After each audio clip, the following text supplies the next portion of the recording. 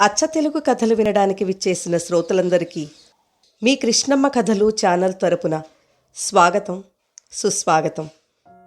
ఈ వీడియోలో మీరు శ్రీమతి ఎద్దనపూడి సులోచనారాణి గారి నవల కీర్తి కిరీటాలు 12వ భాగాన్ని వినబోతున్నారు.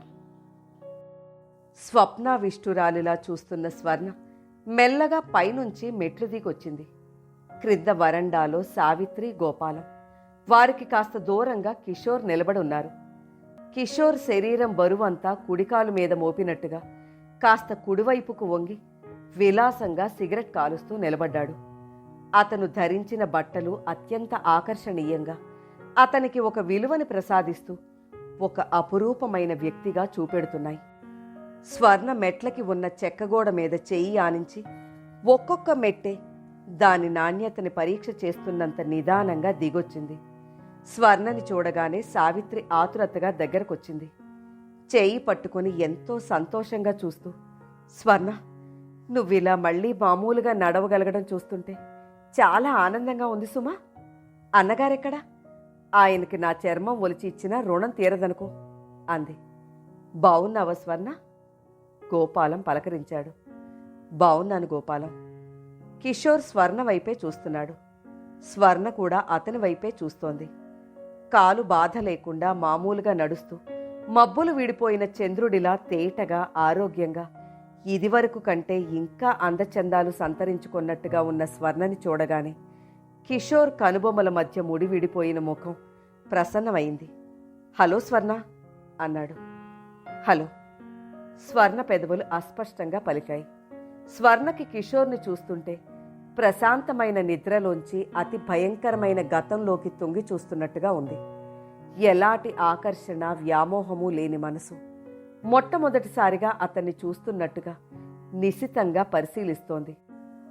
కిషోర్లో ఎదుటివారిని సూదంటు రాయిలా ఆకర్షించే ఆకర్షణంతా అతని వ్యక్తిత్వం కాదని, అతని వేషభాషలది స్వర్ణకి మొదటిసారిగా అర్థమైంది. అప్పటికే పైనుంచి తేజ కూడా మెల్లగా మెట్లు దిగొచ్చాడు. కిషోర్ గబగబా మెట్ల దగ్గరికొచ్చాడు. అతను అలా రావడంతో సావిత్రి స్వర్ణ చేతిని వదిలి పక్కకి తొలగి నిలబడింది. కిషోర్ స్వర్ణ వెనక మెట్ల మీద వచ్చి నిలబడిన వ్యక్తిని గమనించనట్టే స్వర్ణ చేతిని 2 చేతుల మధ్యకి బంధించి గుండెల మీదకి లాక్కుంటూ మనసుతో ప్రేమనంతా కళ్ళలో నింపుకున్నట్టుగా చూస్తూ, ఎంత పని చేశావు స్వర్ణ.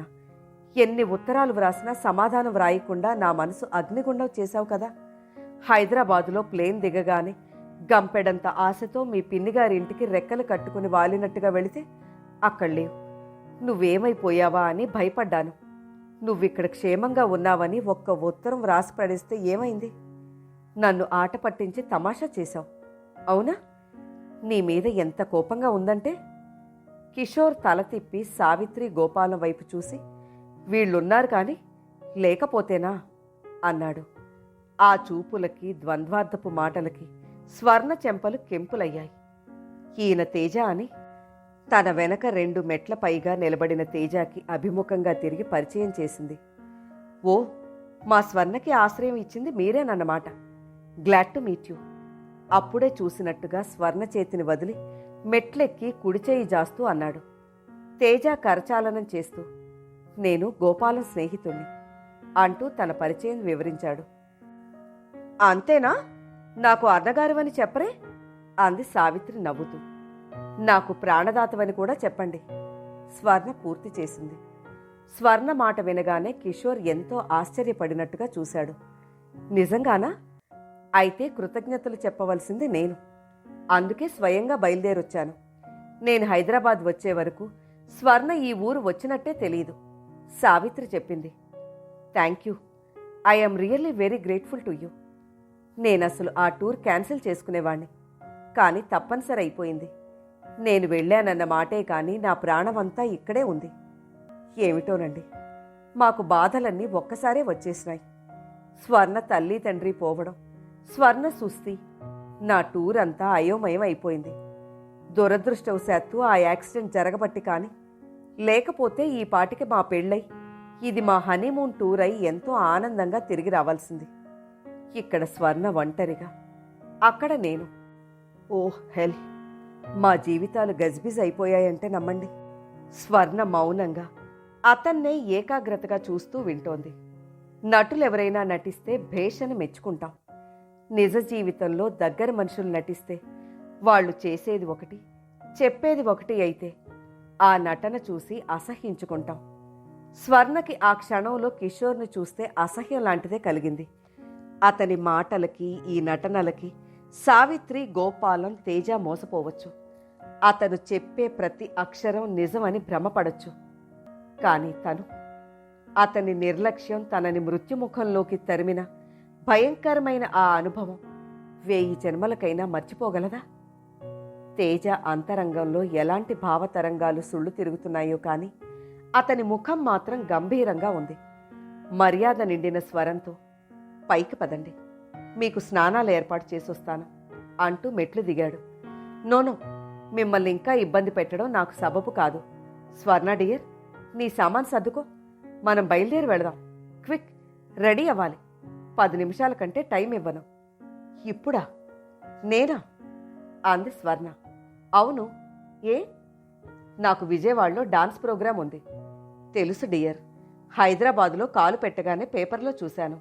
సరిగ్గా సమయానికి అందుకోగలిగాను కదా అని ఆనందం వేసింది. డాన్స్ ప్రోగ్రాం ఉంటే దాన్ని గురించిన ఏర్పాట్లు మనం చేసుకోవద్దు? ఈ పల్లెటూరులో కూర్చుంటే ఎలా? ఆ ఏర్పాట్లన్నీ జరిగాయా? అయితే మరీ మంచిది. ఇప్పటికే నువ్విక్కడికొచ్చి చాలా రోజులైంది. నేనొచ్చిన తర్వాత కూడా ఆయన్ని కష్టపెట్టడం భావ్యం కాదు, నచ్చ చెబుతున్నట్టుగా అన్నాడు. స్వర్ణ చేయి మెట్ల గోడని గట్టిగా పట్టుకుంది. నేను ఎక్కడికి రావాలి కిషోర్? వచ్చి ఎక్కడుండను? నాకు ఇల్లేది? What non sense! నా ఇల్లు నీది కాదా? నీ ఇంటికి రావడానికి మంచి రోజులు వచ్చాయా? అప్పుడు మంచి రోజులు కావన్నావుగా.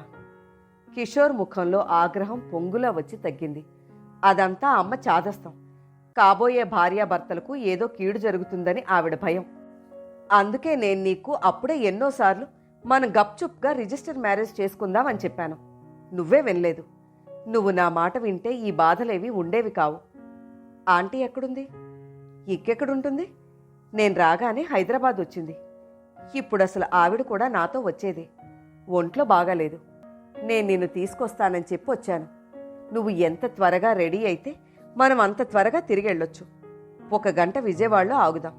ఆ క్లబ్ వాళ్ళని కలుసుకుని ఆ ప్రోగ్రాం ఏర్పాట్లేమిటో కనుక్కుంటాను.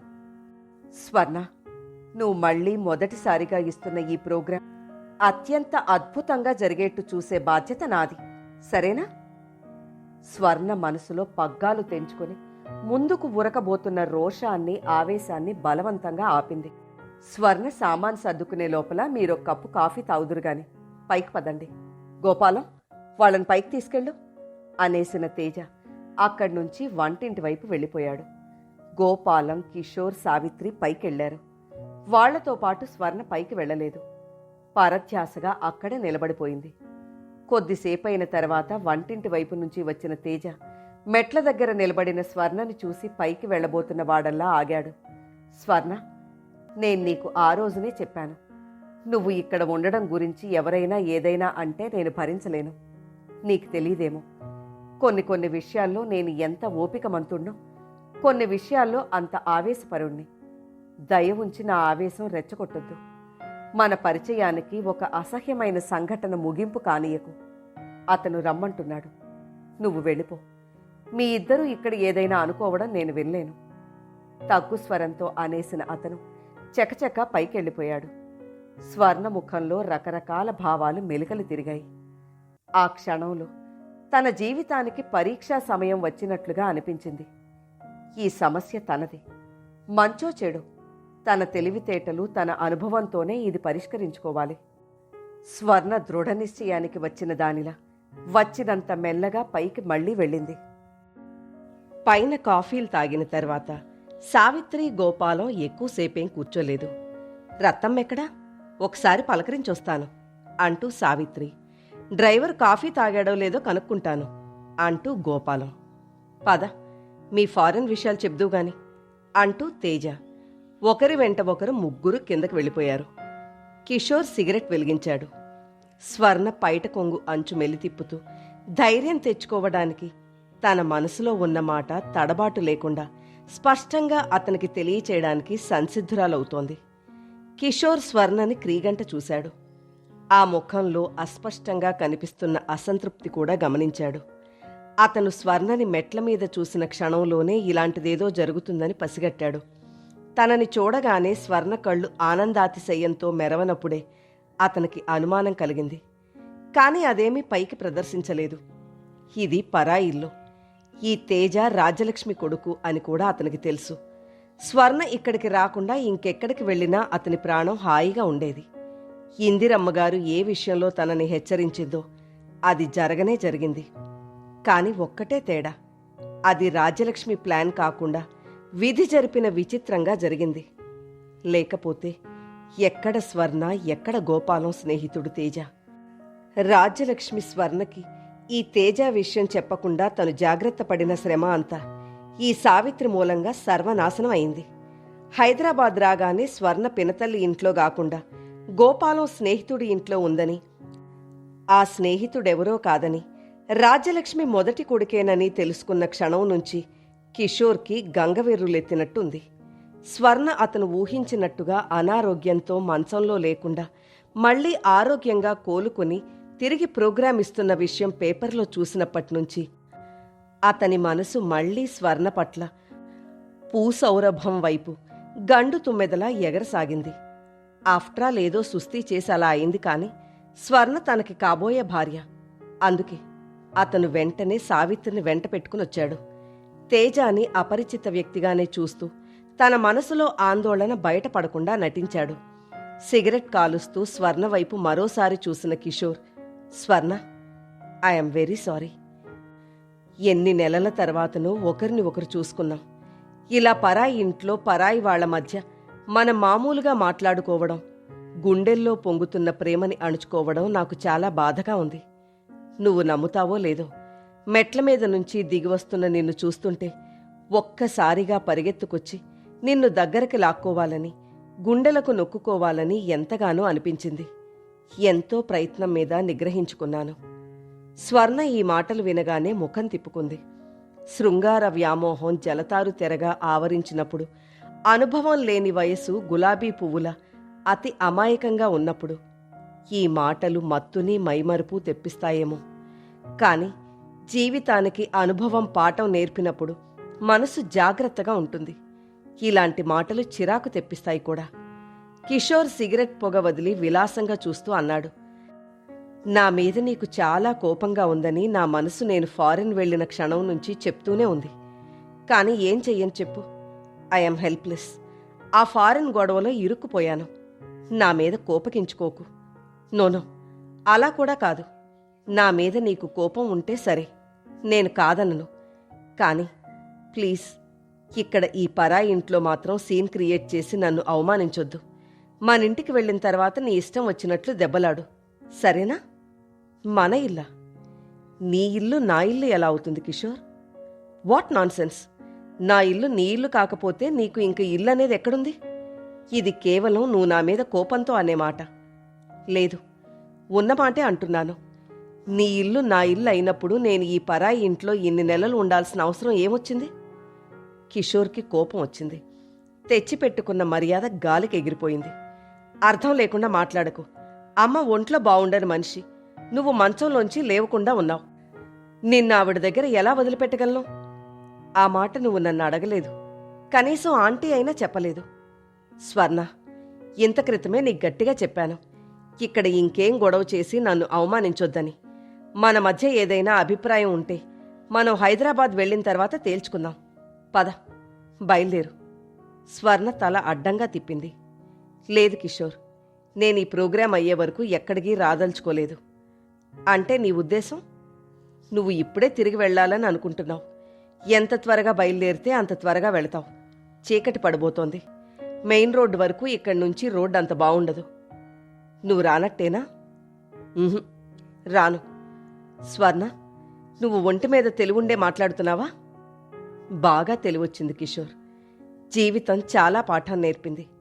ఇన్నేళ్లు కాలేజీలో చదివిన చదువు నాకేమీ నేర్పలేదు. కానీ ఈ కొద్ది నెలల్లో జీవితం చాలా నేర్పింది. అయితే నాతో రావన్నమాట. ఆ మాట ఇందాకే చెప్పాను. అంతా నీ ఇష్టమేనా? నా ఇష్టం కాకపోతే ఎవరిష్టం? నువ్వు ఆంటీ నన్ను నిర్దయగా వదిలేశారు. నిజం చెప్పాలంటే అప్పుడే మీతో నా సంబంధం తెగిపోయింది. అదుగో మళ్ళీ అదే మాట. నేను ఆ ఫారెన్ గొడవలో తికమక్కగా ఉన్నానంటే వినవే. నీ సంగతి సరే, ఆంటీ ఏం చేసింది? ఆవిడని కన్న తల్లిలా చూసినందుకు చాలా మంచి శాస్తి చేసింది. అయితే నీకు అమ్మ మీద చాలా కోపంగా ఉందన్నమాట. అవును, నేను నిజంగా రావాలని నీకుంటే ఆంటీని తీసుకునిరా. ఆవిడ చేత జరిగింది పొరపాటని చెప్పించు. ఆంటీ రాకపోతే నేను రాను. కిషోర్ కోపం ఆపుకోలేనట్టు నేల మీద తన్నాడు.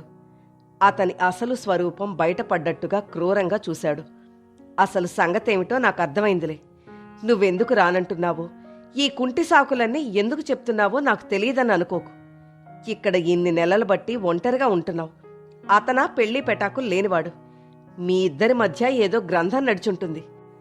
ఛీ, చూసిన ప్రతి మగాణ్ణి చెయ్యెత్తి రమ్మని పిలిచే రోడ్డు పక్క ఆడదాన్లా తయారయ్యావు కిషోర్. లేకపోతే ఈ పల్లెటూరి గబ్బలాయి పట్ల నీకు ప్రేమ పుట్టుకొచ్చిందనుకోమంటావా? చిచి, మీ ఆడవాళ్ల సంగతి నాకు తెలీదా? స్వర్ణ ముఖం అవమానం దిగమింగుతున్నట్టుగా అయింది. కిషోర్ రెట్టించాడు. నేను రాగానే వెలవెలబోతున్న ముఖంతో వచ్చిన నిన్ను చూడగానే నాకు అనుమానం వేసింది. ఏ, నా మాట కాదనగలవా? అవును కిషోర్, అనను. పని మనిషితో ఆయాలతో సంబంధం పెట్టుకునే నీలాంటి మగాళ్ళకి స్త్రీని స్త్రీగా చూసి గౌరవించేవాళ్లు ఉన్నారని చెప్పినా అర్థం కాదు. ఇదే నీలాంటి మగవాడైతే ఆడదాని ఒంటరితనాన్ని నిస్సహాయత్వాన్ని దోచుకోకుండా వదలడం. అతను నీలాంటివాడు కాదంటే నువ్వు అంగీకరించవు, ఆవేశపడతావు కూడా. కిషోర్ స్వర్ణ విసిన విసురులకు క్షణంసేపు తెల్లబోయినట్టు చూశాడు. నువ్వు ఇదివరకటి స్వర్ణవు కావు సుమా. చాలా మాటలు నేర్చావు. జీవితం నాకు చాలా నేర్పిందని చెప్పానుగా. అనవసరంగా మాటలు పెరిగిన కొద్దీ నీ పట్ల కాస్తో కూస్తో గౌరవం కూడా పోతుంది. వెళ్ళి ఆంటీని తీసుకురా. సరే, వెళుతున్నాను. కాని ఒకటి మాత్రం గుర్తుంచుకో, నువ్వు నా కాబోయే భార్యవి. నీ మీద నాకున్న హక్కుని నేను తేలికగా వదిలేస్తానని మాత్రం అనుకోకు. నువ్వు రానంటే రప్పించే మార్గం ఏమిటో నాకు తెలుసు. ప్రోగ్రాం అయిన తర్వాత నిన్ను ఇక్కడ ఒక్క క్షణం కూడా ఉండనీయను.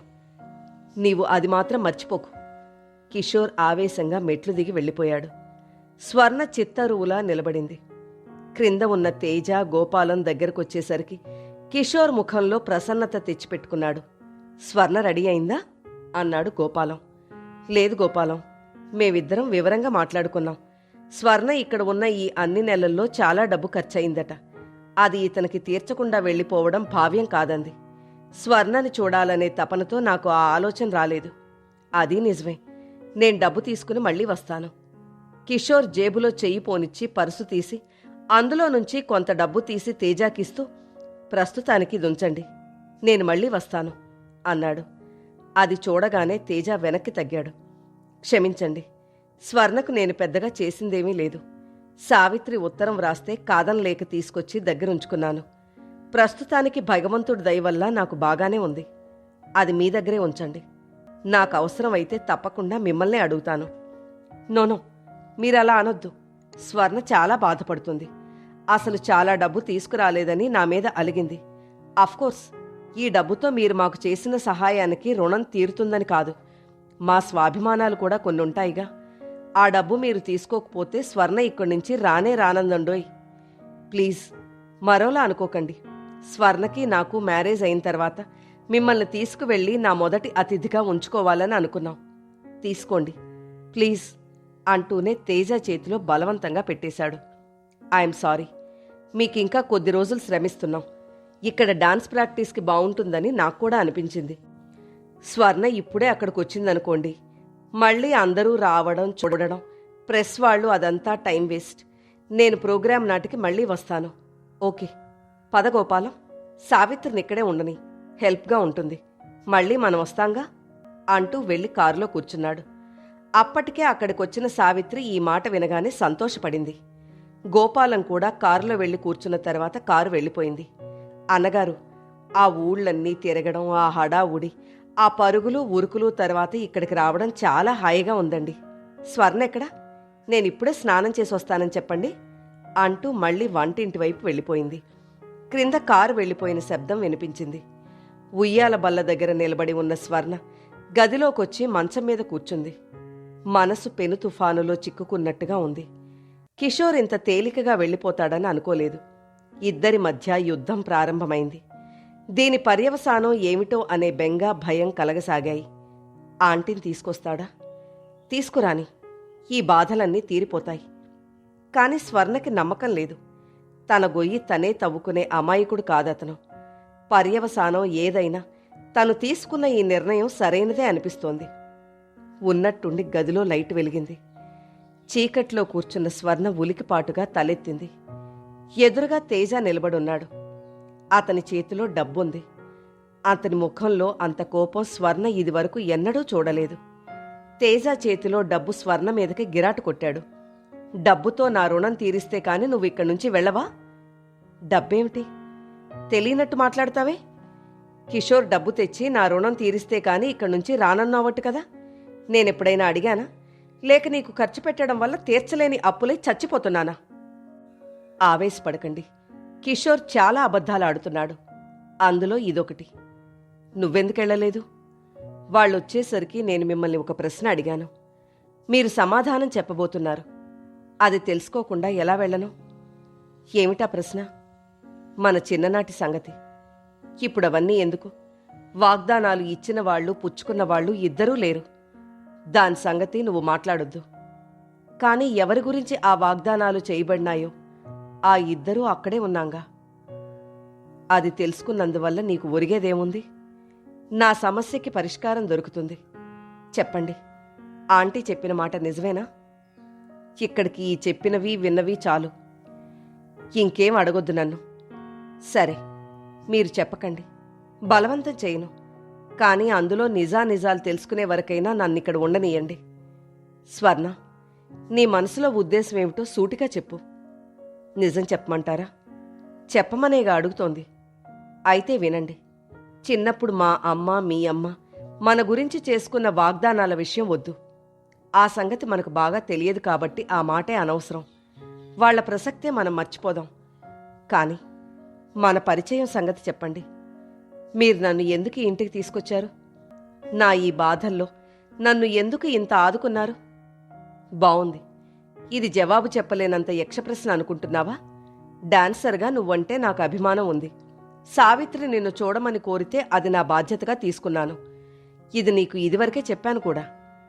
స్వర్ణ మాట్లాడలేదు. తేజ యుక్తిగా తన తర్కాన్ని జయించి నోరు మూయించాడు. అంతేనా? అంతకంటే ఇంకేం లేదా? అస్పష్టంగా అంది. ఇంకేమైనా ఉన్నట్టు నేనెప్పుడైనా ప్రవర్తించానా? స్వర్ణ, ఈ ముసుగులో గుద్దులాటంటే నాకు అసహ్యం. మనసులో ఉన్న మాట సూటిగా చెప్పుకోవడం చాలా మంచిది. నీ మీద నేనెప్పుడూ ఆశలు పెంచుకోలేదు. నువ్వు ఎప్పటికైనా వెళ్ళిపోతావని నాకు తెలుసు. పెళ్లి పట్ల నీకెలాంటి ఊహలున్నాయో నాకు తెలియదు. కానీ నా విషయం చెప్తున్నాను విను. నేనసలు పెళ్లి చేసుకోకూడదనే అనుకున్నాను. కాని మొన్న తాతయ్య దగ్గర నుంచి ఉత్తరం వచ్చింది. అది నన్ను కదిలించింది. పెళ్లి వ్యక్తిగతమే కాదు, వంశం కోసం కూడా. ప్రతి వ్యక్తి తన తల్లిదండ్రుల దగ్గర నుండి అందిపుచ్చుకున్న ఈ జీవితాన్ని మళ్లీ తన పిల్లలకి అందివ్వాలి. ఈ విధంగా కుటుంబంలో ఒక తరం నుంచి ఇంకో తరంకి జీవనది ప్రవహిస్తే గాని వంశవృక్షం శాశ్వతంగా నిలబడదు. నేను ఈ కుటుంబానికి ఒక్కడిని. నాకు అన్నదమ్ములుంటే నేను పెళ్లి చేసుకునేవాణ్ణి కాదు. ఈ వంశభారం ఒకటి నా మీద పడింది. తాతయ్య వ్రాసిన ఈ విషయం నాకు సబబుగానే తోచింది. ఇన్నాళ్ళు నేను స్వార్థంగా ఆలోచించాను. ఈ పెళ్లితో నేను ఆనందం పొందలేనని తిరస్కరించాను. ఇప్పుడది తప్పు అని తెలుసుకున్నాను. పెళ్లి పట్ల నా ఇష్టాయిష్టాలు ఏవీ లేవు. నేను చేసుకోబోయే పిల్ల అత్తయ్యకు నచ్చితే చాలు. ఆవిడ ఎన్నిక చేసిన పిల్లనే చేసుకుంటాను. నిన్న ఇదే విషయం అత్తయ్యకి వ్రాశాను. అత్తయ్య చాలా రోజుల నుంచి నన్ను వేధిస్తోంది. రాజమండ్రిలో తల్లి తండ్రి లేని పిల్లెవరో ఉందట. మేనమామ దగ్గర ఉంటోందిట. వాళ్లతో మాట్లాడి వీలైనంత త్వరలో లగ్నం పెట్టించి ఉత్తరం వ్రాయమని వ్రాశాను. స్వర్ణ, మనిద్దరం ఇలా ఒకటిగా ఉన్నా నేనెప్పుడూ జాగ్రత్తగానే ఉన్నాను. ఎందుకో తెలుసా? నువ్వు ఎప్పటికైనా వెళ్ళిపోతావు. మనిద్దరి జీవితాలు కలవవు. అవి ఉత్తర దక్షిణ ధృవాలని నాకు బాగా తెలుసు. నువ్వు అడిగిన దానికి ఇదే నా సమాధానం. తేజ ఇక తర్కం భరించలేనట్టుగా అక్కడి నుంచి వెళ్ళిపోయాడు. అతను ఆ గదిలో నుంచి గబగబా యువతలకు వచ్చి వరండా దాటి వెళ్లబోతుంటే అక్కడున్న ఉయ్యాల బల్ల అంచుకి అలంకారప్రాయంగా ఉన్న హంసరెక్కకి లాల్చీ కొన చిక్కుబడిపోయింది. తేజ అది చెరగకుండా మెల్లగా విడిపిస్తున్నాడు. గదిలో నుంచి స్వర్ణ ఏడుస్తున్న ధ్వని వినిపించింది. అతను అలాగే నిలబడిపోయాడు. లాల్చీ అంచును విడదీయడానికి ప్రయత్నిస్తున్న పాదాలని మెట్లవైపు తిప్పాడు. మెట్లు దిగి వస్తుంటే అతనికి లోలోపల అనిపించింది, నేను కాస్త మనసుకి నిగ్రహం తెచ్చుకుంటే మా ఇద్దరి జీవితాలు శాశ్వతంగా సుఖంగా ఉంటాయి. ఇక్కడి నుంచి వెళ్ళిపోయి కిషోర్ని చేసుకుంటే స్వర్ణ కొన్నాళ్లకి మెల్లగా తనే మర్చిపోతుంది. ఆ రాత్రి తేజ పడుకోబోతుండగా రత్తమ్మ ఒక కవర్ తెచ్చిచ్చింది. తేజ దాన్ని తీసి చూశాడు. లోపల ఒక కాగితం ఉంది. దానిమీద స్వర్ణ దస్తూరి గజిబిజిగా ఉంది. క్షమించండి, మిమ్మల్ని నేనిక బాధ పెట్టను. డాన్స్ ప్రోగ్రాం అయిపోగానే ఇక్కడి నుంచి వెళ్ళిపోతాను. స్వర్ణ. తేజ ఆ వాక్యాలు 1కి 10 సార్లు చదివాడు.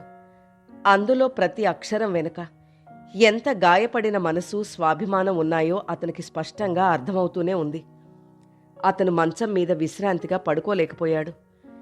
లేచి స్వర్ణ దగ్గరకు వెళ్లడానికి సిద్ధమయ్యాడు. మళ్లీ అంతలోనే విరమించుకుని వెనక్కి వెళ్లి మంచం మీద పడుకున్నాడు.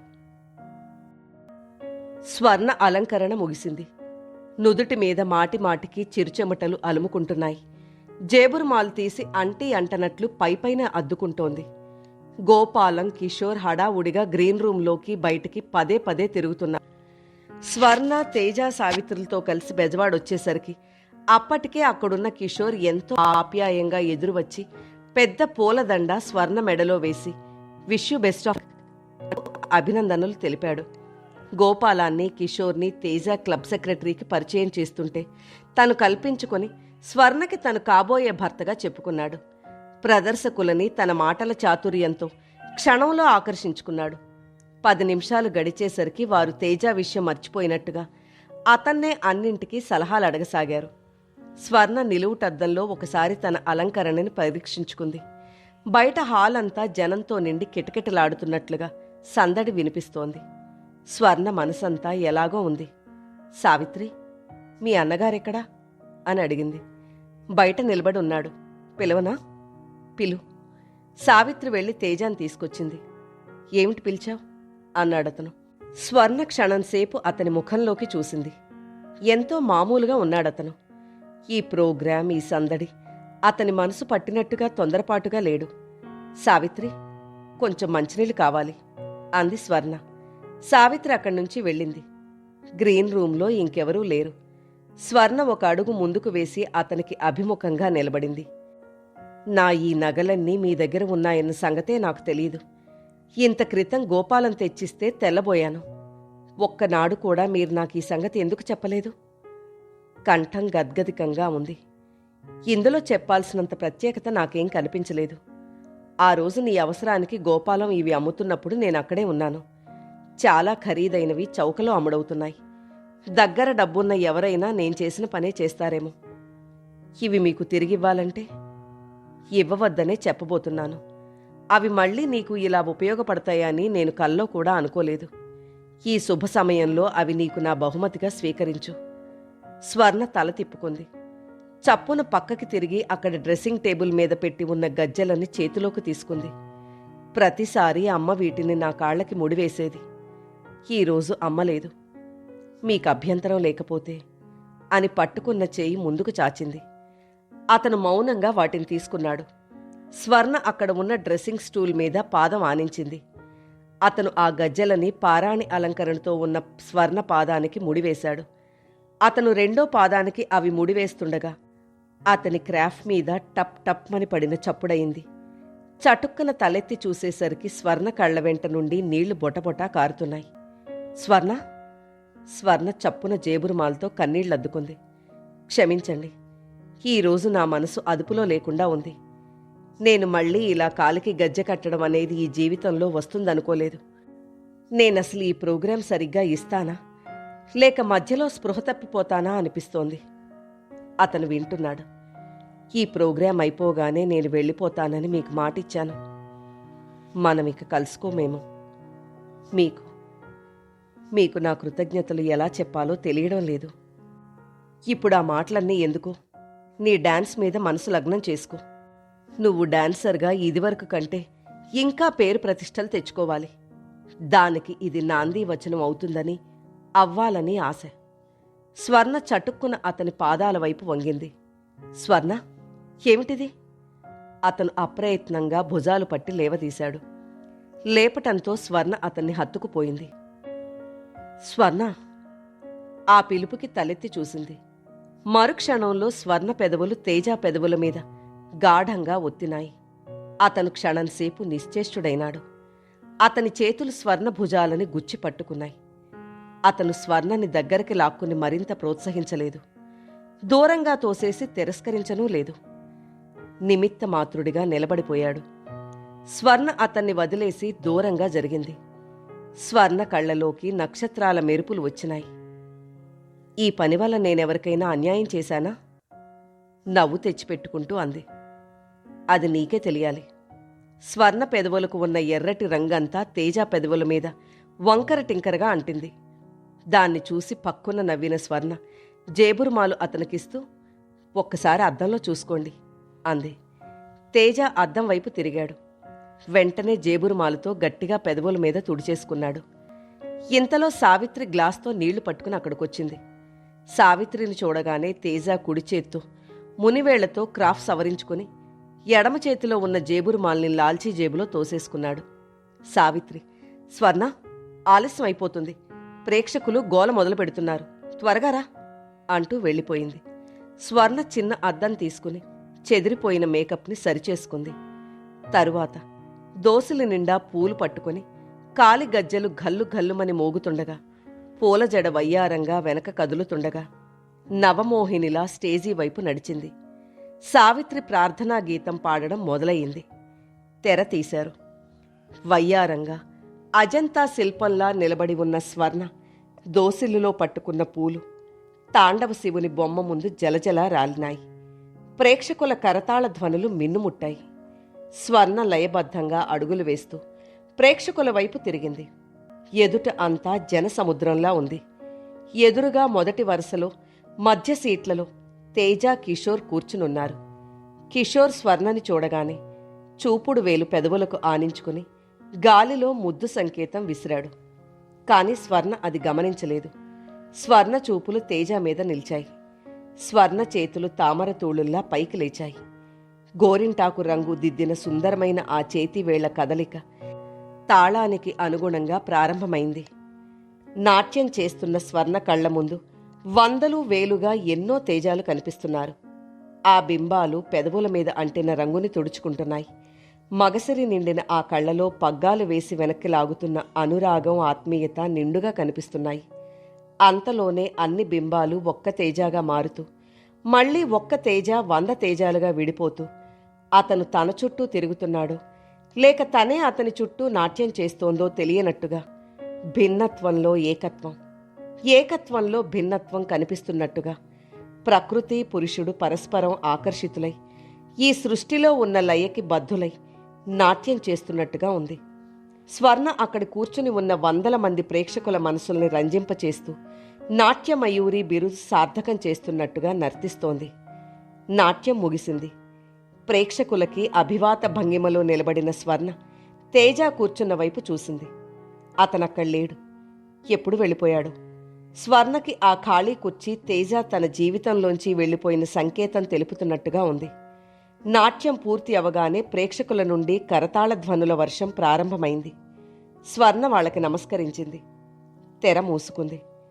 10 నిమిషాల తర్వాత తెర తీశారు. స్టేజీ మీద వేసి ఉన్న కుర్చీలలో అధ్యక్షుని పక్కన టైముడి వేళ్లతో సరిచేసుకుంటూ కిషోర్ కూర్చునున్నాడు. సెక్రటరీ మైక్లో, ఇప్పుడు కుమారి స్వర్ణలతకి సన్మానం అని చెప్పాడు. అందరూ కుతూహలంగా లేచి చూస్తున్నారు. స్వర్ణగారు, స్టేజి మీదకి రావాలి. సెక్రటరీ పక్కకు చూస్తూ పిలిచాడు. ఎవరో స్వర్ణ కోసం పరిగెత్తారు. 5 నిమిషాలు గడిచాయి. 10 నిమిషాలయింది. స్వర్ణ రాలేదు. కూర్చున్న ప్రేక్షకుల్లో ఓపిక నశించి ఈలలు మొదలుపెట్టారు. స్వర్ణగారు కనిపించడం లేదు. గోపాలం ఆదుర్దాగా వచ్చి చెప్పాడు. What nonsense! కిషోర్ చిరాగ్గా స్టేజి మీద నుంచి లేచొచ్చాడు. గ్రీన్ రూంలో కానీ ఆ చుట్టుపక్కల ఎక్కడా గాని ఎవ్వరికీ స్వర్ణ కనిపించలేదు. ఏమై ఉంటుంది అన్నాడు కిషోర్. అదే తెలియడం లేదు అంది సావిత్రి. కిషోర్ గారు, స్వర్ణ ఎక్కడండి? త్వరగా పిలవండి. సెక్రటరీ ఆదుర్దాగా వచ్చాడు. ఆమె కనిపించడం లేదు వివర్ణమైన ముఖంతో అన్నాడు కిషోర్. హాలులో ఏలలు ఎక్కువైనాయి. ప్రదర్శకులు కాలుగాలిన పిల్లుల్లా ఏం చెయ్యాలో తోచక అటూ ఇటూ తిరగసాగారు. తేజ హోటల్ రూమ్ ఖాళీ చేసి బిల్లు చెల్లిస్తున్నాడు. ఇంతలో అక్కడికి కిషోర్, గోపాలం వచ్చారు. వెంట సావిత్రి కూడా ఉంది. స్వర్ణ ఏది? కిషోర్ తేజాని కొట్టినట్టే అడిగాడు. స్వర్ణ? ఏం తెలియని నంగనాచిలా మాట్లాడుకో. మీరు ముందు ఒంటి మీద తెలివి తెచ్చుకుని మర్యాదగా మాట్లాడండి. స్వర్ణ కనిపించడం లేదు. ఎక్కడ దాచావో చెప్పు. స్వర్ణ కనిపించడం లేదా? నేను ప్రోగ్రాం మధ్యలోనే వచ్చేశాను. నాకేం తెలీదు. Shut up rascal. కిషోర్ నోటి మాట పూర్తి కానేలేదు. వెనక్కు బంతిలా వెళ్లి గోడ కొట్టుకున్నాడు. తేజ చేతివేళ్లు అతని చెంప మీద పొంగినాయి. కిషోర్ చెంప తడుముకుంటూ లేచొచ్చాడు. మళ్లీ ఇద్దరూ కలబడపోతుంటే గోపాలం అక్కడున్న హోటల్ రిసెప్షనిస్ట్ ఇద్దరినీ విడదీశారు. సార్, మీకేదైనా గొడవ ఉంటే బయటకు వెళ్లి మీ బలాబలాలు తేల్చుకోండి. మా హోటల్లో మాత్రం కాదు, ప్లీజ్. రిసెప్షనిస్ట్ కిషోర్ని బయటకు లాక్కుపోయాడు. అన్నగారు, స్వర్ణ ఏమైందో కనిపించడం లేదండి అంది సావిత్రి ఏడుస్తూ. ఏమై ఉంటుంది? తేజ ముఖం ఆందోళనగా అయింది. అతను హోటల్ నుంచి బయటకొచ్చాడు. ఆ చీకట్లో అతను, సావిత్రి కలిసి రోడ్డు మీద గాలించారు. రైలు పట్టాల వెంబడ వెతికారు. నది ఒడ్డున చూశారు. యాక్సిడెంట్ అయినాయా అంటూ హాస్పిటల్కి ఫోన్ చేశారు. ఎక్కడా జాడ తెలియలేదు. 4 రోజులు గడిచాయి. తేజ నీరసంగా తల పట్టుకుని కుర్చీలో కూలబడుతూ, సందేహం లేదు సావిత్రి, స్వర్ణ ఎక్కడో చచ్చిపోయింది. ఇలా చేస్తుందని నేను అనుకోలేదు, అస్సలు అనుకోలేదు అన్నాడు. రాజమండ్రిలో పెద్దగా ఉన్న ఆ పెంకుటింటి ముందు తాటాకు పందిరి వేసి చల్లగా ఉంది. ఆ ఇంటి గుమ్మాలకి పచ్చటి మామిడాకుల తోరణాలు వ్రేలాడుతున్నాయి. ఇల్లంతా బంధువులతో సందడిగా గడబిడగా ఉంది.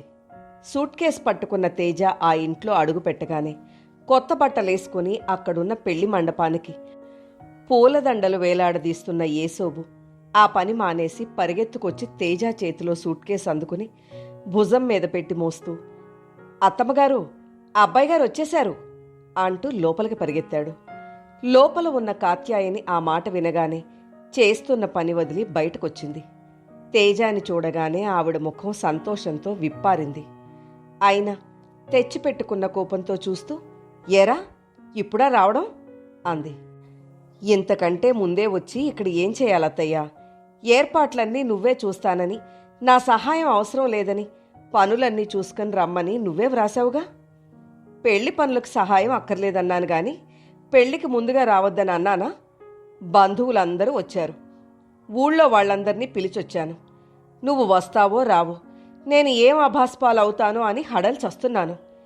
మీ అత్తయ్యకి ఆ భయం ఏమీ వద్దని నేను చెప్తూనే ఉన్నానురా తేజ. కానీ ఆవిడ వింటేగా. అంతగా నువ్వు రాకపోతే మేమిద్దరం పేట్ల మీద కూర్చుని మళ్ళీ పెళ్లి చేసుకునేవాళ్ళం. ఎప్పుడో చిన్నప్పుడు అయింది మా పెళ్లి అన్నాడు మేనమామ నవ్వుతూ. మీ సరసాలకి వేళాపాళా లేదు. కాత్యాయని భర్తని కసిరింది. మళ్ళీ తేజాతో, ఏరా ఇవాళ రాత్రికి నీ పెళ్ళి. నువ్వు ఈ పూట వస్తే నిన్ను పెళ్లి కొడుకుని ఎప్పుడు చేయను? నా ముద్దు ముచ్చట ఏం తీర్చుకొని అవసరం లేదా అంది. ఇప్పటి నుంచి సాయంత్రం వరకు టైం ఉందిగా అత్తయ్య. అంతేనో అల్లుడా? అదే కరెక్టు. నా పెళ్లిలో మా వాళ్ళు వారం రోజుల ముందే నన్ను పెళ్లి కొడుకుని చేశారు. అప్పటినుంచి అక్కయ్యలు, అత్తయ్యలు, పిన్నులు ఇలా తలొకరు రోజుకొకరు చొప్పున చేసి పోటీలు పడి పిండి వంటలు చేసి నా చేత తినిపించారు. ఇక చూసుకో, తీరా పెళ్లి రోజున నాకు కడుపుబ్బరం, విరోచనాలు మొదలైనాయి. అబ్బా మీరు! కాత్యాయని మళ్లీ కోపంగా చూసింది. ఆయన వాకిట్లోకి వెళ్ళిపోయాడు. అత్తయ్య, తాతయ్య ఎక్కడా?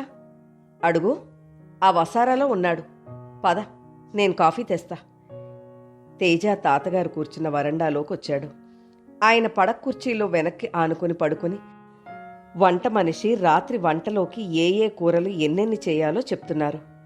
ఆయన కళ్లలో వాత్సల్యం తొంగి చూసింది. వచ్చావా తేజ? రాత్రి నుంచి మీ అత్తయ్య చేస్తున్న గొడవ అంతా ఇంతా కాదు. నువ్వు ఈ రైలుకి రాకపోతే మీ మావయ్యని వెంటనే బయలుదేరి రావడానికి టాక్సీ సిద్ధం చేయించి ఉంచింది. నువ్వు ఈ పెళ్లి మాట మర్చిపోయి ఏ పని మీదనో ఏ ఊరో వెళ్ళుంటావని దాని భయం. నేను ఉదయం వస్తానని టెలిగ్రామ్ ఇచ్చానుగా. మేమంతా ఆ మాట చెప్తున్నా అది వింటేగా. దానికెందుకో ఒకటే భయం. నీ ఒంట్లో ఎలా ఉంది తాతయ్య? పక్కనున్న స్టూల్ మీద కూర్చుంటూ అడిగాడు. బాగానే ఉందిరా. అత్తయ్య ఉత్తరం అందేసరికి నేను కాశీలో ఉన్నాను. ఆ ఉత్తరం రావడం ఇంకొక్క రోజు ఆలస్యమై ఉంటే నేను అక్కడి నుంచి వెళ్ళిపోయేవాణ్ణి. ఆ సర్వేశ్వరుని దయ ఉంది, అందుకే సమయానికి అందింది. నువ్వసలు ఏ గుళ్ళోనో ఏ రిజిస్ట్రార్ ఆఫీస్లోనో పెళ్లి చేయించమంటున్నావని, అది తనకిష్టం లేదని వ్రాసింది. నువ్వసలు పెళ్లికి ఒప్పుకున్నావంటే నాకు నమ్మకమే కుదరలేదు. నువ్వు కాశీ నుంచి వ్రాసిన నీ ఉత్తరం నా మీద పనిచేసింది తాతయ్య. ఆయన అర్థయుక్తంగా నవ్వారు. ఒరేయ్, ఇది వరకు ఇంతకంటే గొప్ప ఉత్తరాలే వ్రాశాను. అంతకంటే ఎక్కువగానే వివాహం అనేది మనిషికి ఎంత అవసరమో నీకు విపులంగా చెప్పాను. అప్పుడు మారని మనసు ఇప్పుడు మారిందంటే. ఆయన మళ్ళీ చిరునవ్వు నవ్వాడు. తేజ తల వంచుకున్నాడు. ఎవరినైనా మాయపుచ్చవచ్చునేమో కాని అనుభవజ్ఞుడైన ఈ తాతయ్యను మాత్రం కాదు. ఆయన తేజ వీపు మీద చెయ్యి వేసి నిమిరారు. తేజ, కారణం ఏదైనా కాని నువ్వు ఈ నిర్ణయానికి వచ్చినందుకు నాకు చాలా సంతోషంగా ఉంది. నాకిప్పుడు చాలా శాంతిగా ఉంది. మనిషి తీరని కోరికతో చచ్చిపోతే ఆత్మకి శాంతి ఉండదు. నీ పెళ్లి చూడకుండా పోతానని ఎన్నిసార్లు అనుకున్నాను. నాకు ఈ కోరిక నుండి విముక్తి లభింపచేశావు. ఇంతలో కాత్యాయని కాఫీ పట్టుకొచ్చింది. పిల్లని నువ్వు కూడా చూడలేదట కదా అన్నారాయన. అత్తయ్య చూస్తే చాలు, ఆవిడికి నచ్చడం ముఖ్యం. ఎందుకురా నా మీద ఇంత భారం పెట్టావు? నాకు నచ్చిన పిల్ల నీకు నచ్చకపోతే? తాతగారు నవ్వారు. కాత్యాయని, వాడికి ఆ మాత్రం తెలీదా? వాడికి నచ్చని పిల్లని నువ్వు ఎన్నిక చేస్తావా? తేజ, పిల్లని అత్తయ్య నాకు చూపించింది. పిల్ల యోగ్యురాలే. తేజ మాట్లాడలేదు. అతని కళ్ళలో లీలగా తారట్లాడిన నీలి నీడలు తాతగారు గాని కాత్యాయని గాని గమనించలేదు. త్వరగా కాఫీ తాగి స్నానానికి పద, తలంటి పోసుకోవాలి. అబ్బా, ఇంత హడావుడు చేస్తున్నావెందుకు అత్తయ్యా? అతను విసుగుని నిగ్రహించుకుంటూ అన్నాడు. ఏమిట్రా నువ్వనేది? ఎన్నేళ్లకి నా ఇంట్లో ఒక శుభకార్యం జరుగుతుంటే ఆ వేడుకకి నా వాళ్ళని నలుగురిని పిలవద్దనంటావా? ఈ ముచ్చట కోసమేగా నిన్ను అంతగా సాధించి బెదిరించి నీ మెడలు వంచి ఈ పెళ్లి కొప్పించింది. అవునుగాని నువ్వేమిటి ఇలా చిక్కిపోయి నల్లబడ్డావు? ముఖం అలా పీకిపోయిందేమిటి? జ్వరం పడ్డావా? లేదు. నువ్వు లేదంటే సరిపోతుందా? తెలియడంలా? ఏదో సుస్తీ చేసే ఉంటుంది. రత్తమ్మ కూడా ఇక్కడే ఉంది. నాకు ఉత్తరం ముక్క వ్రాసేవాళ్ళు అక్కడ ఇంకెవరున్నారు? నువ్వొక్కడవే నానా అవస్థ పడుంటావు. తేజ మౌనంగా కాఫీ తాగాడు. అరగంటలో అతను తలస్నానం పూర్తయి పెళ్లికొడుకు ముస్తాబుతో తయారయ్యాడు. కాత్యాయని అతని బుగ్గన చుక్క పెడుతూ చెమర్చిన కళ్లతో, ఇన్నాళ్లకి నా మనసులోని కోరిక తీర్చావురా అంది. తేజ పేపర్ చూస్తూ అక్కడున్న కుర్చీలో కూర్చోబోయాడు. కాత్యాయని అతన్ని వారిస్తూ, ఆహా, కూచోకు. భోజనానికి ఇంకా ఆలస్యం ఉంది గాని నువ్వెళ్ళి ఒక్కసారి పెళ్లి కూతుర్ని చూసిరా. నేనా? ఇప్పుడా? అవునరా. తర్వాత అత్తయ్య నా మెడకి గుదిబండ కట్టిందని అనొద్దు. ఇప్పుడే చూడు. అలా అనేవాణ్ణైతే ఈ నిర్ణయం నీ చేతుల్లో పెట్టనే పెట్టను. నా మాట విను. నువ్వు వెళ్ళి చూడు. ఆవిడ బలవంతం చేసింది. రాత్రికి పీటల మీద చూడబోతూ ఈ కాస్తలో తొందర దేనికి? అయినా వాళ్ళేమనుకుంటారు? ఏమనుకోరు. ఆ అమ్మాయికి పూలజడ వేయిస్తానని చెప్పాను. మనింట్లోనే ఉంది. ఒక్క నిమిషం వెళ్ళిరా. ఇది నీకోసం కాదు, ఆ అమ్మాయి కోసం అనుకో. పెళ్లికి ముందే చూపిస్తానని చెప్పాను. నా బాట నిలబెట్టు నువ్వు. అబ్బబ్బా, నీ చాదస్తం. ఇప్పుడు నన్ను చూసి కాదంటే మాత్రం నువ్వేం చేయగలవు? మీ ఇద్దరిలో ఎవరు ఆ మాట అన్నా ఈ పెళ్లి మానిపించేస్తాను. నా మాట కాదనొద్దు. నువ్వొక్కసారి వెళ్ళిరా. నువ్వు నన్ను చంపుతున్నావు. మేనత్త మాటలకు ఎదురు చెప్పలేని తేజ వరండా చివర ఉన్న ఆ గదివైపు నడిచాడు. వేసవి కాలం మొదలవుతూ ఉండడం వల్ల ఎండ చిటపటలాడుతూ ఉక్కగా ఉంది. తేజ ఆ గది దగ్గరకొచ్చాడు. అతనికి చాలా మొహమాటంగా ఉంది. అత్తయ్య చాదస్తం కాకపోతే ఆ అమ్మాయిని తనిప్పుడు చూడ్డమేమిటి? తనకి తెలుసు. పిల్లని నీకు ముందే చూపించాననే మాట కోసం ఇలా చేస్తోంది. తను కావాలని అనుకున్న అమ్మాయిని మనసు చంపుకుని దూరంగా నెట్టేశాడు. తర్వాత ఏ అమ్మాయి అయితేనే. అతను గది గుమ్మం దాటి లోపలికి అడుగుపెట్టాడు. ఆ అమ్మాయి కిటికీ దగ్గర నిలబడి బయటకు చూస్తోంది. చెమట పోస్తుండడం వల్ల కాబోలు విసురుకోవడానికి చేతిలో తాటాకు విసనకర్ర ఉంది. అది బుగ్గకి ఆనించుకుని ఆలోచనగా పరధ్యాసగా నిలబడి ఉన్న ఆ అమ్మాయిని వెనక నుంచి చూశాడు. తను వెడల్పాటి జరీ అంచుగల ఆకుపచ్చ రంగు వెంకటగిరి చీర కట్టుకుంది. నడుంకి వడ్డాణం ఉంది. పొడుగాటి జడ నిండా పువ్వులు ఒత్తుగా కుట్టి ఉన్నాయి. ఆ జడకి చివర జడగంటలు అందంగా ఉన్నాయి. వెనక నుంచి రెప్పపాటుగా చూసిన అతనికి ఆ అమ్మాయి పల్లెటూరి యువతిగా, ఆరోగ్యవతిగా, పుష్టిగా కనిపించింది. అతని రాకతో అడుగుల శబ్దం వినిపించకపోవడంతో ఆ అమ్మాయి ఇటు తిరగలేదు. పరధ్యాసలో మునిగిపోయినట్లుగా కదలిక లేకుండా బొమ్మలా బయటకు చూస్తోంది. అతను తన రాకను తెలియచేస్తున్నట్టుగా గొంతు సవరించుకున్నాడు. ఆ అమ్మాయి ఉలికిపాటుగా చివ్వున ఇటు తిరిగింది. అతను దిగ్భ్రాంతి చెందాడు. ఆ క్షణంలో ఆ అమ్మాయిని చూస్తుంటే అతనికి 1000 మెరుపు తాకిళ్లు తిన్నట్టు అయ్యింది. నువ్వా? ఒక్క అంగలో వచ్చినట్టుగా దగ్గరకొచ్చాడు తేజ. అతని చెయ్యి ఆ అమ్మాయి భుజాలు నొప్పి పుట్టేంత గట్టిగా పట్టుకున్నాయి. స్వర్ణ, నువ్వా? నమ్మలేనట్టుగా అడిగాడు. స్వర్ణ నవ్వబోయింది. కాని నవ్వు రాలేదు. అతని ఆవేశం చూడగానే కాటుక దిద్దిన ఆ కళ్ళు భయంతో రెపరెపలాడాయి. అతను ఇంకా అంటూనే ఉన్నాడు. నువ్వేమైపోయావోనని నీకోసం ఎంత దిగులు పడ్డానో తెలుసా? ఆ రోజు ప్రోగ్రాం అయిపోగానే ఎలా మాయమయ్యావు? అత్తయ్య దగ్గరికి ఎలా వచ్చావు? ఆ రోజు రాత్రి కిషోర్ గోపాలంతో కలిసొచ్చి నువ్వు కనిపించడం లేదని, నేను దాచానని ఏదో అంటుంటే విని భరించలేక అతన్ని కొట్టాను. అతని కంఠంలో ఆవేశం అంతా హఠాత్తుగా దద్గదికంగా మారింది. నీకోసం ఎంత వెతికానో తెలుసా? నువ్వెక్కడా కనిపించలేదు. చివరికి నువ్వు ఎక్కడో చచ్చిపోయి ఉంటావని నిర్ధారణ చేసుకున్నాను. నేను నిన్ను బలవంతంగా చంపేసినట్టుగా బాధతో కృంగిపోయాను. నేనంత బాధపడుతుంటే నువ్విక్కడ హాయిగా ఉన్నావు కదూ. నాకు ఒక్క ఉత్తరం కూడా వ్రాయలేదు. నీ క్షేమం గురించి ఒక్క చిన్న మాట కూడా తెలవనీయలేదు. ఎందుకిలా నన్ను బాధపెట్టావు? ఎందుకిలా చేశావు నువ్వు? మరుక్షణంలో స్వర్ణ అతని కౌగిలిలో బందీ అయిపోయింది. ఆ కౌగిలి వయసు ఉధృతంలో శృంగారం కట్టలు తెంచుకున్నట్టుగా లేదు. తప్పిపోయిన చిన్నపిల్లని హఠాత్తుగా తిరిగి చూడగానే ఆర్తిగా అక్కున చేర్చుకుని నిశ్శబ్దంగా ఏడుస్తోంది. ఆ ఏడుపులో ఎంతో హాయి కలుగుతోంది. అతని ఆవేశంలో, అతని బాధలో, అతని స్పర్శలో స్వర్ణకి జీవనాధారం దొరికినట్లుగా ఉంది. ఆమె పెదవి విప్పి అడగలేని ప్రశ్నలకు అతను పెదవి విప్పకుండా చెప్పిన సమాధానాలెన్నో దొరికాయి. అతను సుడిగాలిలా వచ్చిన ఆవేశాన్ని అతి ప్రయత్నం మీద నిగ్రహించుకుంటూ స్వర్ణని మెల్లిగా వదులుతూ అడిగాడు. చెప్పు, అత్తయ్య దగ్గరికి ఎలా వచ్చావు? ప్రోగ్రాం అయిన రాత్రి వచ్చేశాను. ఆ రాత్రేనా? అవును. డాన్స్ ప్రోగ్రాం అయిపోగానే వెళ్ళిపోతానని మీకు మాటిచ్చాను. కానీ ఎక్కడికి వెళ్ళను? నాకు ఇల్లనేది ఏది? నా వాళ్ళేరి? నువ్వు కిషోర్ దగ్గరికి వెళతావని అనుకున్నాను స్వర్ణ. నా మనసును మీరు అర్థం చేసుకోలేదు. కిషోర్ దగ్గరికి వెళ్ళదలుచుకుంటే మీతో ఈ ఘర్షణ ఎందుకు?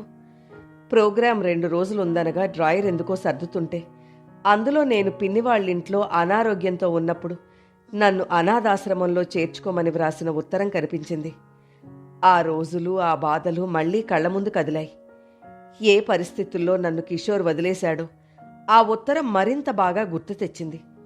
ఏ స్థితిలో నేను మీ దగ్గరకొచ్చానో అది కూడా గుర్తుకొచ్చింది. ఇప్పటి నా ఆరోగ్యం, నా ఈ జీవితం అంతా మీరేనని అనిపించింది. కానీ మీ మనసు ఒక అగ్నిగుండం. చిన్నప్పుడు తల్లి చేత వంచింపబడిన మీకు ఈ ఆడవాళ్ల ఆపేక్షల మీద నమ్మకం లేదని తెలుసుకున్నాను. స్వర్ణ, ఈ పాషాణాన్ని కరిగించగల శక్తి ఒకే ఒకరికి ఉందని అనుకున్నాను. అందుకే సరాసరి ఆ వ్యక్తి దగ్గరికే వచ్చేశాను. అర్ధరాత్రి వేళ వానలో ఒంటరిగా వచ్చిన నన్ను చూసి ఆవిడ తెల్లబోయింది. నేను అప్పటికే ఈ ఘర్షణతో మానసికంగా చాలా అలసిపోయి ఉన్నాను. దాపరికం లేకుండా అంతా ఆవిడికి చెప్పేశాను. మీకు నా మీద ఇష్టం ఉండి కూడా నన్ను తిరస్కరిస్తున్నారని చెప్పాను. ఆ సంగతి నీకెలా తెలుసు? మొదట చాలా రోజులు తెలియలేదు. ఆ రోజు అర్ధరాత్రి నేను ఆత్మహత్య చేసుకోవడానికి వాగువైపు పరిగెడుతుంటే మీరు నన్ను ఆపి అన్న మాటలు నా కళ్ళు తెరిపించాయి. తర్వాత ఆంటీ చెప్పిన విషయాలు టేపులో విన్న తర్వాత మీ మీద నాకు అధికారం ఉందని అనిపించింది. మీరు పైకి ఒప్పుకోకపోయినా మీ మనసులో కూడా ఈ అధికారం ఉండబట్టే నన్ను మీ ఇంటికి తీసుకువచ్చారనే అనుకున్నాను. నా కాలు నయం కాకుండా నేను అస్వస్థతగా ఉన్నన్ని రోజులు నా పట్ల ఎంతో ఆత్మీయంగా ఉన్నారు. నా కాలు నయం అవడంతో నా మామూలు జీవితానికి అడ్డు రాకూడదని, నన్ను ఆ పల్లెటూరులో బంధించకూడదని దూరంగా తొలగిపోయారు. స్వర్ణ, నువ్వు చాలా తెలివిగలదానివి. మీరేమైనా అనుకోండి, భగవంతుడు నాకు ప్రసాదించిన ఈ అమూల్యమైన సంపదని జారవిడుచుకోకూడదనుకున్నాను. ఆఖరికి ఒక్కటే మార్గం తోచింది. మీ అత్తయ్య దగ్గరికి వెళ్ళి ఆవిడనే పరిష్కారం చూపెట్టమని అడగాలనుకున్నాను. నేనిక్కడికి వచ్చే ముందే ఆవిడ ఎలా చెప్తే అలా చేయడానికి నిశ్చయించుకున్నాను. తేజ మాట్లాడలేనట్టుగా స్వర్ణ వైపే చూస్తున్నాడు. నేనిక్కడికి వచ్చేసరికి మీ పెళ్లి గౌరీదేవి అనే అమ్మాయితో నిశ్చయమైనట్టుగా శుభలేఖలు ప్రింట్ అయి వచ్చాయి. కానీ మీ అత్తయ్య ఎవరికీ అన్యాయం చెయ్యని వ్యక్తి.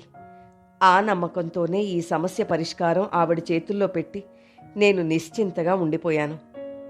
తేజ ఇంకా అలాగే స్వర్ణని మొట్టమొదటిసారి చూస్తున్నట్టుగా చూస్తున్నాడు. అతని కళ్ళలో విభ్రాంతి, సంతోషం, ఆగ్రహం అన్నీ కనిపిస్తున్నాయి. స్వర్ణ చూపులు నేల మీదకి వాలాయి.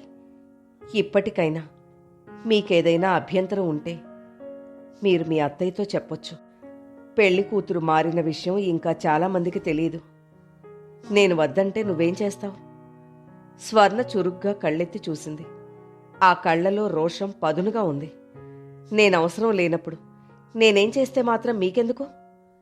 రోషంగా, చురుగ్గా, తెలివిగా ఉన్న స్వర్ణ అతని కళ్ళకి ఇది వరకు ఎన్నడూ చూడనంత అందంగా కనిపించింది. ఇద్దరూ ఒకరి మనసులో భావం మరొకరు చదవడానికి ప్రయత్నిస్తున్నట్లుగా మౌనంగా ఉండిపోయారు. ఇంతలో కాత్యాయిని అక్కడికొచ్చింది. ఏరా తేజ, ఆ అమ్మాయిని చూశావా? అతను మునివేళ్లతో క్రాఫ్ సరిచేసుకున్నాడు.